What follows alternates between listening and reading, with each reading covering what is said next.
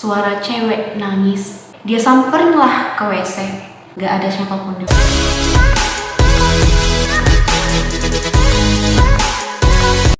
Assalamualaikum warahmatullahi wabarakatuh. Selamat datang kembali di Fan Channel. Gimana kabar teman-teman semua? Semoga sehat selalu ya. Jadi gini guys, kan aku pernah tuh share ke Instastory dan nanya ke teman-teman, apakah kalian pernah mengalami kejadian mistis seperti yang aku alami yang berkaitan dengan hal-hal ya seperti itulah ya. Nah, ternyata ada beberapa teman-temanku yang juga mengalami hal serupa dan mereka membagikan ceritanya melalui DM Instagram. Sebelum lanjut ke videonya, jangan lupa like, comment, share, subscribe, dan nyalakan juga lonceng notifikasinya supaya kalian jadi orang pertama yang tahu updatean video dari aku. Selamat menonton! Oke, kita masuk ke cerita pertama. Ini ada dari teman aku yang namanya Ardi. Dia kan anak pondok tuh ya. Nah, saat dia di pondok, kebetulan sekali di belakang pondoknya itu ada sungai. Dan ternyata kata dia sungai itu adalah tempat pembuangan mayat saat zaman Belanda dan PKI dulu. Pas malam hari nih guys, tiba-tiba dia mau buang air dan pergi ke sungai itu. Keadaan pada malam itu sunyi banget, angin bertiup kencang. Ternyata dia melihat ada bayangan besar berwarna hitam. Merinding gak tuh kalau dia lihat. Saat itu dia langsung lari cepat menuju ke kamarnya. Cerita kedua.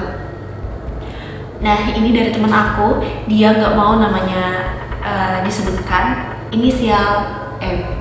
Nah, jadi di kampung dia itu kalau malam hari nggak boleh bikin nasi goreng sama nyemilin gula merah. Tahu kan gula merah? Pas malam itu dia bersama kakaknya merasa perutnya lapar tuh. Ya, jadilah mereka bikin nasi goreng. Tahu nggak apa yang terjadi selanjutnya? Malam itu mereka mendengar suara cewek nangis mengelilingi rumahnya. Ya ampun, merinding coy. Gila. Cerita ketiga, masih dari cerita si M, orang yang sama di cerita kedua.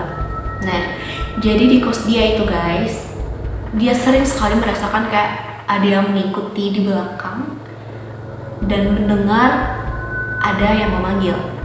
Tapi saat itu dia ya bodo amat lah ya dengan gangguan seperti itu. Dan ternyata temannya yang pernah mampir ke kos itu pernah melihat sosok laki-laki bertubuh besar dan sosok laki-laki menggunakan jas warna hitam. Terus dia pindah kos kan. Nah, ternyata di kos yang baru dia pindah itu setiap tidur dia melihat wajah teman sekosnya itu kayak beda gitu. Beda gimana maksudnya? Aku juga nggak paham, cuman dia yang paham.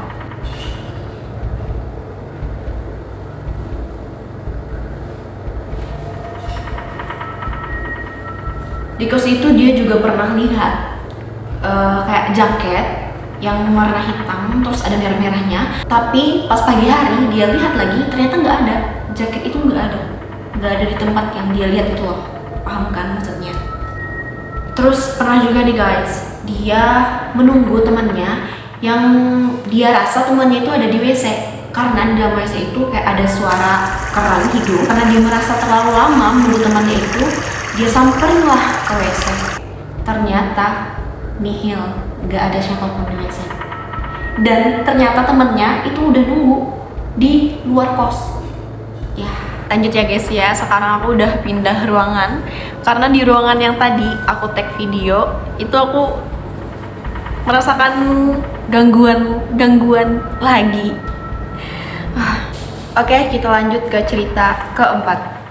Ini dialami temanku juga yang berinisial H. Nah, pas waktu bulan puasa dia kan terawih tuh guys. Dia terawih di musola dekat rumahnya. Di depan musola itu ada pohon gede. Nah, dia lewat situ kan ya.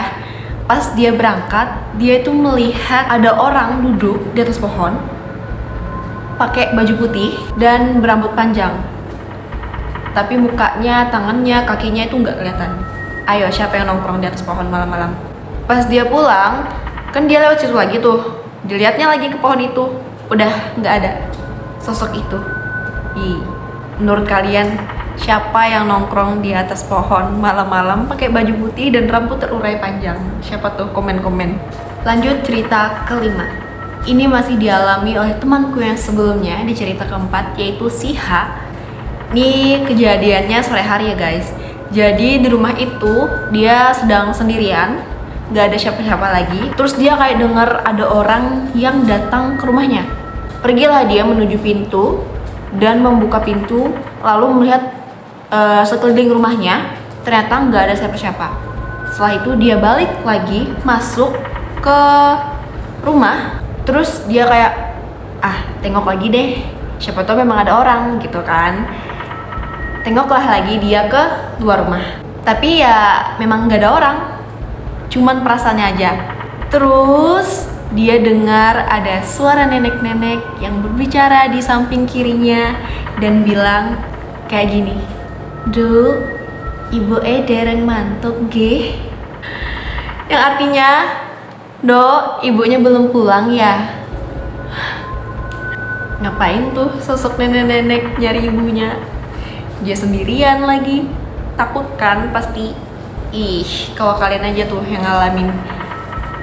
Gimana selanjutnya? Apakah kalian akan jawab atau lari ke dalam rumah? Lanjut cerita ke-6. Ini dialami teman aku yang berinisial F. Dia kan mau pulang tuh dari Kota Sampit menuju Kuala Pembuang. Nah, dia berangkat sekitar jam 5 sore. Perjalanan dari Sampit ke Kuala Pembuang itu ya kurang lebih 3 jam atau 3,5 jam sampai 4 jam lah ya kalau pakai motor. Jadi dia di perjalanan keburu malam. Di daerah Sampit menuju Kuala Pembuang itu ada daerah yang namanya adalah Kalap. Nah, kebetulan di daerah itu minim sekali rumah penduduk. Ya banyak kayak lahan kosong, tapi ada. Ini dia guys, daerah Kalap yang aku maksud, biar kalian nggak bingung. Di daerah itu memang sering terjadi gangguan, paham kan ya maksud aku? Nah, si F ini dia mengalami gangguan juga di daerah itu. Sesampainya di daerah Kalap, motor dia itu mogok. Di situ kan gelap banget tuh ya, gelap banget. Jadi ya dia berusaha menghidupkan motornya tapi nggak bisa, padahal BBM-nya saat itu masih full. Dia menunggu di situ duduk sambil berharap ada taksi atau siapapun lewat yang bisa menolong dia. Dan ternyata sudah lama dia menunggu di situ, tidak ada satu orang pun yang lewat. Padahal jalan itu tuh jalan orang bolak-balik dari Kuala Pembuang ke Sampit gitu kan, selalu lewat situ. Harusnya ada ya setidaknya 1 atau 2 taksi lah ya yang lewat di daerah itu. Terus dia merasa lah ya kayak aduh ini nggak beres nih, ini bukan masalah motornya ini, kayak gitu kan. Ya udah deh, dia bilang kayak gini, alammu, alamku, tolong jangan ganggu alamku. Jika aku ada mengganggu alammu, maka aku memohon maaf sebesar-besarnya. Jika kalian ingin sesuatu dari aku, silahkan ambil apa yang kamu mau, aku izinkan. Begitu kata dia. Dan tidak lama dia mencoba menghidupkan kembali motornya. Alhamdulillah motornya kembali hidup.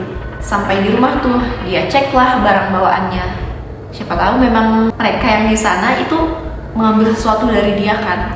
Makanya si motornya itu bisa hidup kembali.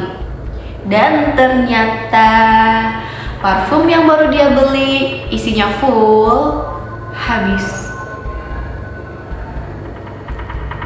Tidak ada tertumpah setetes pun. seandainya dia tertumpah di dalam tas, pasti tas dia harum kan guys, ya kan? Nah saat itu enggak, ya habis aja gitu. Berarti mereka yang di sana meminta parfum yang dia bawa. Gimana nih, spill gak nih nama parfumnya apa? Spill deh ya, spill. Oke, aku spill. Minyak wangi kasturi yang ori. Pasti itu wangi banget ya. Sampai mereka yang di alam sana ingin meminta parfumnya. Gak apa-apa lah ya, yang penting dia selamat sampai rumah. Tidak kurang apapun kecuali parfumnya. Kok gelap sih? Ya, kalau gitu kita lanjut part 2 aja ya guys.